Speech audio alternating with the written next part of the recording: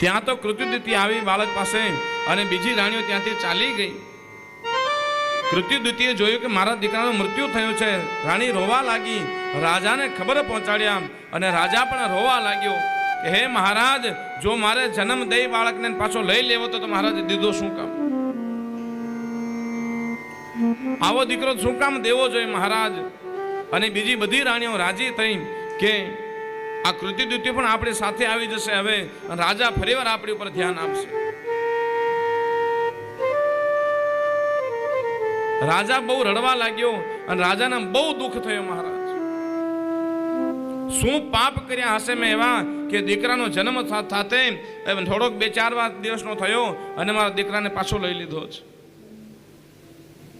રાજા રડે છે. એ સમયની અંદર ફરીવાર અંગીરા ઋષિને નારદ મુનિ ત્યાંથી પસાર થતા હતા અને કીધું કે રાજા રડે છે. તો ફરીવાર મહારાજ ત્યાં આવ્યા અને કીધું કે રાજા હવે શું છે? હવે શું કામ રડો છો? ત્યારે આ રાજા ચિત્રકેતુ કહે છે કે મહારાજ, જો મને એવો દીકરો દેવો તો મને એવો દીકરો દીધો શું કામ મહારાજ? એના કરતા તો મારું સંતાન નહોતું એ સારું હતું મહારાજ. પેલા મને દીકરો દીધો અને મને રાજી કર્યો મહારાજ, અને હવે આ દીકરાને લઈને પાછો દુઃખી કરો છો. નારદ મુનિ કહે છે કે હે ચિત્રકેતુ નામના રાજન, એટલે જ મેં તને કીધું તું કે તારા દીકરાના હર્ષ અને શોક રાખજે. હે રાજા, આ દુનિયાના સંસારના સુખ બધા આવાજ છે. પેલા સુખ આપે અને પછી દુઃખ આપે છે મહારાજ. અને રાજન, તું તારું તારું કરસ, એ તારું કાંઈ છે નહીં. હે રાજા, મને મારા પ્રશ્નનો જવાબ આપ. નારદ મુનિ કહે છે ચિત્રકેતુ રાજાને, હે રાજા, તા દૂર દેશની અંદર કોક આપણે સમાચાર મળ્યા હોય કે ઓલા ભાઈ ગુજરી ગયા છે, મૃત્યુ થયું છે, ભાઈનો તને કઈ દુઃખ થશે? ત્યારે ચિત્રકેતુ નામનો રાજા કહે છે કે મહારાજ, હું એને ઓળખતો નથી તો મને દુઃખ શેનું થાય? એને ઓળખતો હું તો મને દુઃખ થાય. હવે આપણને એમ કોઈ સમાચાર આપે કે અહીંથી બીજા રાજ્યની અંદર કોઈ ભાઈ ગુજરી ગયા છે, હવે આપણે એને ઓળખતા હોય તો આપણને દુઃખ થાય. ઓળખતા જ ન હોય, આપણે એને કોઈ દી જોયા જ ન હોય તો આપણે દુઃખ શેનું થાય? પણ હે રાજાને, તો તું રડસ શું કામ? ત્યારે કહે છે કે મારો દીકરો મૃત્યુ થયો છે મારા દીકરાનું. નારદ મુનિ કહે છે કે હે રાજન, તારો દીકરો ત્યાં સૂતો તારી સામે. અરે મહારાજ, એની અંદર જે પ્રાણ હતા, આત્મા હતા, એ વયા ગયા છે. તો હે રાજન, તે આત્માને તે ક્યાં જોયો છે? આત્માને તે જોયો નથી, આત્માને તું ઓળખતો નથી, તો તને દુઃખ શેનો? શરીરની સાથે તને પ્રેમ છે તો શરીર તારા દીકરાને તારી સામે સૂતો છે. હે રાજન, આ સંસારની અંદર છે એ પોતપોતાના લેણ દેણ હોય એ પૂરા કરવા માટે આવે, કોઈ કોઈના માટે આવતું નથી મહારાજ. જેટલા લેણ દેણ હોય એ પૂરા થયા, એ પોતપોતાના રસ્તે ચાલ્યા જાય છે મહારાજ.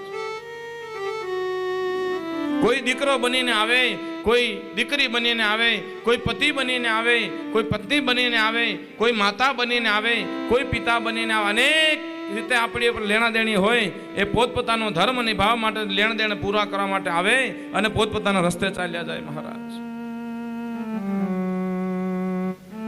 પુત્રના પ્રકારો બતાવ્યા છે અહીંયા. નારદ મુનિ કહે છે કે રાજન, પુત્રના 4 પ્રકાર છે. પહેલો બતાવ્યો છે કે શત્રુ પુત્ર,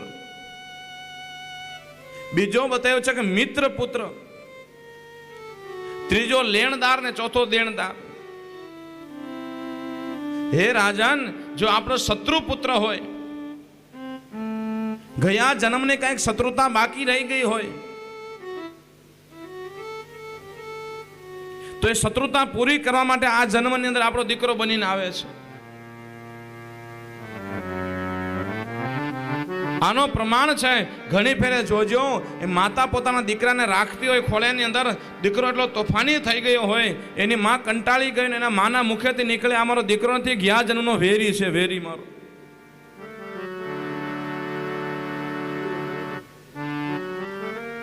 અનેક જન્મના જ્યારે શત્રુતા આવે ત્યારે આ જન્મે શત્રુતા પૂરી કરવા માટે આવે છે. બીજો પુત્ર બતાવ્યો છે કે મિત્ર પુત્ર. મિત્ર પુત્ર હોય, ઘણી જગ્યા તમે જોજો બાપ દીકરો બંને સાથે ઊભા હોય, મિત્રને જેમ વાતો કરે, એક સુખ દુઃખની વાતો કરે, એકબીજાને સુખ દુઃખની અંદર સાથ આપે. શત્રુ પુત્ર હોય, માતા પિતાને મારે, માતા પિતા દગો ફટકો કરે, માતા પિતાની સાથે છેતરપિંડી કરે અને માતા પિતાને દુઃખ દે અને રડાવે છે મહારાજ. ત્રીજો બતાવ્યું કે લેણદાર દીકરો. આપણો કાંઈક જન્મનો લેણદાર હોય તો આ જન્મે આપણી ઘરે દીકરો થઈને આવે અને આપણી પાસે માતા પિતા જે પણ સંપત્તિ ભેગી કરી હોય, જે પણ સત્તા ભેગી કરે એને વેડફીને ફના કરી નાખે મહારાજ. અને એક દેણદાર પુત્ર મહારાજ જે આવી માતા પિતાની સેવા કરે, માતા પિતાને સાહેબ આંખમાં આંસુ ન આવવા દે, માતા પિતાને રાજી રાખે મહારાજ, યાત્રાઓ કરાવે, તીર્થાટન કરાવે, ઘરે સુખ આપે મહારાજ. એને ભગવાનની જે માતા પિતાને રાખે છે. અને મહારાજ આપણે ધોળા કરીએ કે માતા પિતા આપણે કહીએ તો ખરા, ત્વમેવ માતા ચ પિતા ત્વમેવ બંધુ ચ સખા ત્વમેવ મહારાજ, પણ કોઈ કરતું નથી. ખાલી કહેવામાં ચોપડીમાં લખાઈ ગયો મહારાજ. આપણા કરતા તો સોગણા મુસલમાન સારા છે. હિન્દુ ખાલી કહીએ આપણે કે આપણે માતા પિતાને આમ માનીએ, માતા પિતાને તેમ માનીએ સાહેબ, પણ એકે જોજો મુસલમાનના કોઈ માતા પિતા બહાર રખડતા હોય કે એના કોઈ વૃદ્ધાશ્રમ કે બંધાણા હોય તો. આપણા સાહેબ આપણા માતા પિતાને માનીએ અને માતા પિતાને ભગવાન માને, ખાલી વાતો કરીએ, ઘરે બ્રાહ્મણો જમાડીએ, ઘરે દાન ધર્મ કરીને માતા પિતા વૃદ્ધાશ્રમ અંદર બેઠા હોય, એ આંસુ રડતા હોય મહારાજ, એ સુખી ન થાય, એ દુખી થવાનો વારો આવે મહારાજ. બીજાને સલાહ આપતા હોય અને ઘરે માતા પિતા દુખી હોય,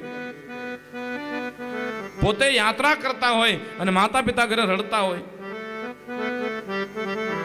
ગમે એટલી ગંગાજીમાં ડૂબકી મારશો, ગમે એટલી યમુનાજીમાં ડૂબકી મારશો મહારાજ, પણ જ્યાં સુધી માતા પિતાના આંસુ બંધ નહીં થાય ત્યાં સુધી આશીર્વાદ નહીં મળે મહારાજ. મેં તો ગંગા નહાને હરિદ્વાર કાશી ગયા, ગંગા નહાતે ही मन में ख्याल आ गया, कभी मात पिता की सेवान की, फिर गंगा नहाने से क्या फायदा. શું ફાયદો છે મહારાજ? ગમે એટલી પૂજા કરો અને માતા પિતાની સેવા ન કરો, શું ફાયદો છે? બને એટલી માતા પિતાની સેવા કરજો, દીકરા દીકરીને સંસ્કાર આપજો અને સંસ્કૃતિ શીખવાડજો મહારાજ, નકર 100 વાહે દોરો છે. આજે એના દિવસો તો કાલે આપણે સાસુ સસરા માતા પિતા થવાના છીએ. मैं तो मंदिर गया पूजारती की, पूजा करते हुए ये ख्याल आ गया, पूजारती की, पूजा करते ही मन में ख्याल आ गया. माँ बाप की सेवा कीनी नहीं, सिर्फ पूजा चढ़ाने से क्या फायदा. सेवा से मन की, फिर पूजा करवाने से क्या फायदा. कभी प्यासे को पानी पिलाया नहीं, बाद अमृत पिलाने से क्या फायदा.